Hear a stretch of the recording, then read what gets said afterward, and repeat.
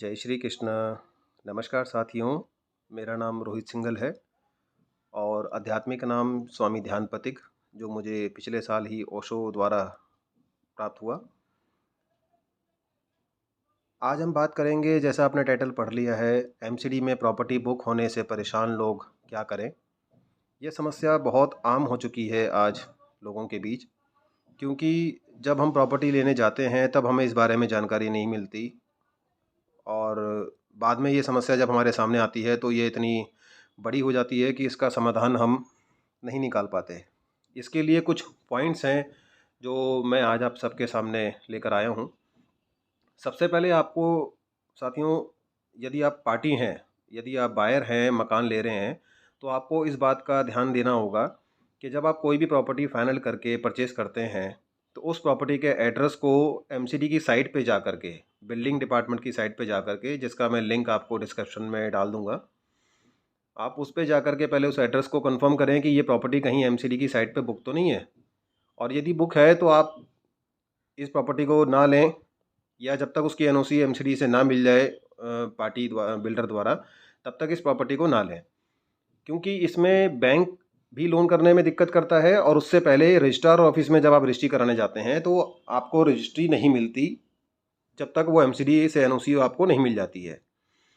अब ये होता क्यों है, इसके पीछे हम कारण जान लेते हैं।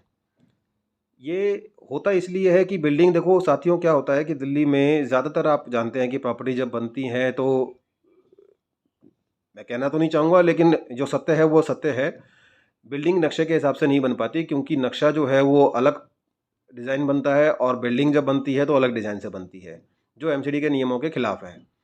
तो इसमें एमसीडी को ध्यान देना होगा कि यदि नक्शे से बिल्डिंग नहीं बन रही है या तो उसको बनने ना दिया जाए, और अगर वो बिल्डिंग बन गई है, बन के तैयार हो गई है, तो फिर उसको बुक करने का फॉर्मेलिटी, ये पास करने का कोई मतलब नहीं रह जाता। आप उसको बुक करके पार्टी को, बिल्डर को परेशान करने का काम कर रहे हैं। ये काम एमसीडी को देखना होगा कि एमसीडी इस काम में संलग्न ना हो। उसका काम व्यवस्था बनाए रखना है, बिगाड़ना नहीं है। बहरहाल हम आगे चलते हैं। यदि बुक हो जाए प्रॉपर्टी तो क्या करें।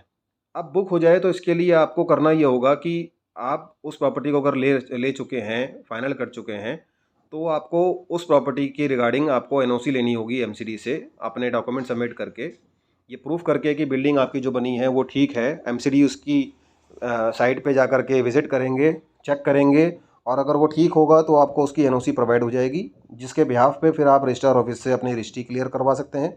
यदि बैंक से लोन लिया है तो बैंक भी आपको उसको अप्रूव कर देगा।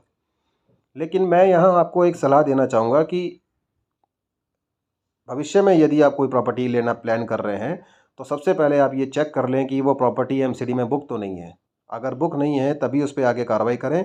नहीं तो क्या होता है कि बनते बनते अगर जब आप प्रॉपर्टी बुक करते हैं, फ्लोर अपना फाइनल कर देते हैं या प्रॉपर्टी इंडिपेंडेंट फाइनल करते हैं, तो एमसीडी का कई बार ऐसा भी देखा गया है कि बनने के बाद भी, कई बार 1 साल के बाद, 6 महीने के बाद, वो प्रॉपर्टी एमसीडी की साइट पर बुक होकर आती है, और जब आप रजिस्ट्री कराने के लिए जाते हैं या रीसेल के लिए प्रॉपर्टी जब देने जाते हैं तब आपको पता लगता है कि ये प्रॉपर्टी एमसीडी की साइट पे बुक है। इससे बचने का सीधा सीधा तरीका यही है कि आप ध्यान रखें बनाते समय, चाहे वो बिल्डर हो चाहे वो पार्टी हो, बनाते समय ध्यान रखें कि एमसीडी और डीडीए के नियमों का पालन अच्छे से हो, ताकि आपको दिक्कत ना आए।